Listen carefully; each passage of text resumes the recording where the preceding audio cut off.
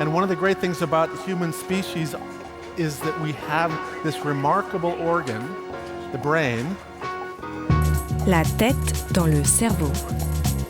Biologie, cervelle, synapses, neurosciences, physique. The human brain really is the most unique gift of our species. Avec Christophe Rodeau. Une tasse de café décaféiné pourrait avoir un impact sur le manque de caféine. La tête dans le cerveau.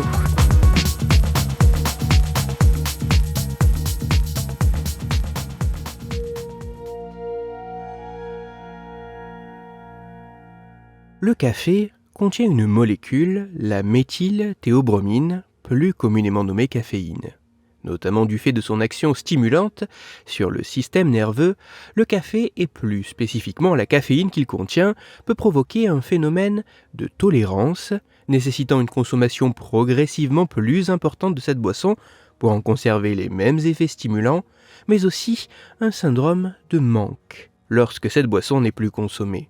Tolérance et manque qui peuvent par bien des aspects être comparables à une forme de dépendance similaire à celle s'installant pour d'autres substances psychoactives telles que certaines drogues.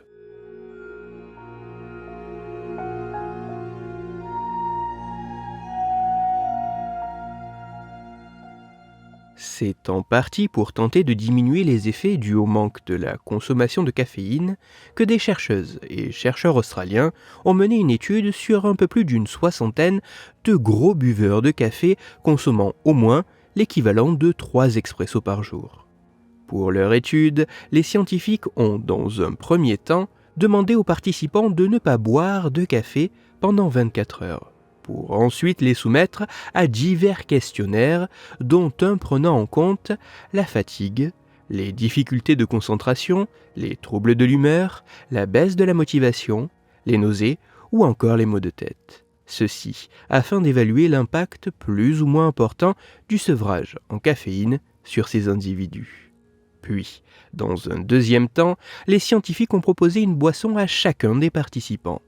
Alors qu'un tiers des participants a reçu un verre d'eau, un deuxième tiers a reçu une tasse de café décaféiné, tout en pensant boire une tasse de café classique, riche en caféine.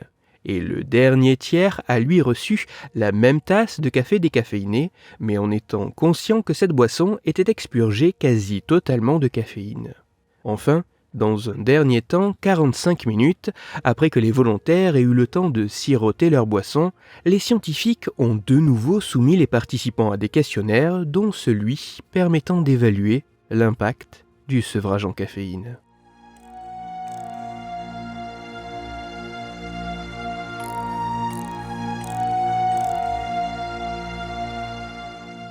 Alors qu'en moyenne, les participants de chacun des groupes avaient des profils assez similaires en termes de nombre de tasses de café consommées par jour, de nombre de tentatives visant à arrêter ou à diminuer leur consommation de caféine et de nombre d'années de consommation de cette boisson, les résultats de cette étude montrent que le fait de boire une tasse de café décaféiné pourrait avoir un impact sur les symptômes liés au manque de caféine.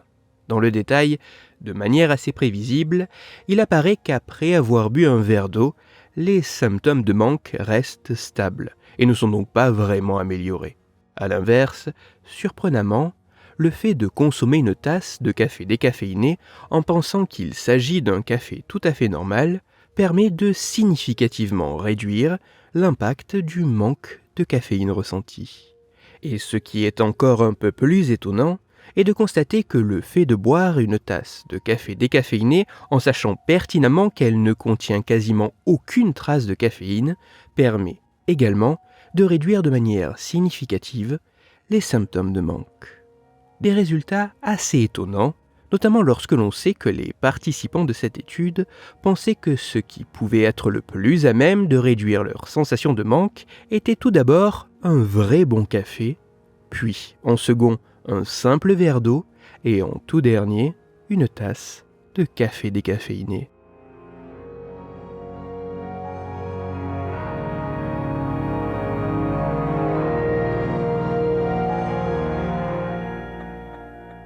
Même si les résultats de cette expérience demandent à être confirmés par d'autres équipes de recherche sur davantage de participants avec des mesures moins subjectives et déclaratives et dans des conditions plus strictes et contrôlées, permettant notamment d'évaluer la persistance à long terme des effets observés, et même si les mécanismes cérébraux en jeu demandent d'être clairement établis, cette étude met en évidence que si, de manière placebo, boire un café décaféiné en le pensant riche en caféine permet de diminuer les effets du manque de cette substance dans l'organisme, le fait de boire un café décaféiné, en sachant pertinemment ce qui est bu, permettrait, certes, de moins diminuer le manque que lorsque l'on pense boire un café classique, mais permettrait tout de même de diminuer les symptômes de ce manque. Ainsi, le fait de boire une simple tasse de café décaféiné pourrait avoir un impact non négligeable sur les symptômes ressentis dus au manque de caféine. Pour aller plus loin, je vous renvoie vers un article disponible gratuitement en ligne mais en anglais qui a pour titre « Giving decaffeinated coffee to heavy coffee drinkers reduce their caffeine withdrawal, study finds ». Il est écrit par Vladimir Edry et il est à retrouver sur le site psypost.org. Toutes les études scientifiques m'ayant servi à écrire cet épisode, ainsi que les références de l'article pour aller plus loin, se trouveront sur mon site, Cerveau en argot, dont le lien se trouve dans la description de l'épisode. Dans cet épisode, j'ai parlé de l'impact du café sur notre organisme. C'est pour cela que je vous invite à écouter l'épisode numéro 102 de la tête dans le cerveau. Dans celui-ci, vous pourrez découvrir ou redécouvrir que sans même y goûter, le sentir ou en être directement au contact, le café pourrait avoir un effet excitant. Pour continuer à échanger, vous pouvez me retrouver sur les réseaux sociaux, sur YouTube ou me contacter par mail. Tous les liens sont dans la description de l'épisode. Si pour vous, ce podcast est gratuit et sans publicité, pour moi il représente plusieurs milliers d'heures de travail et me coûte quelques centaines d'euros chaque année.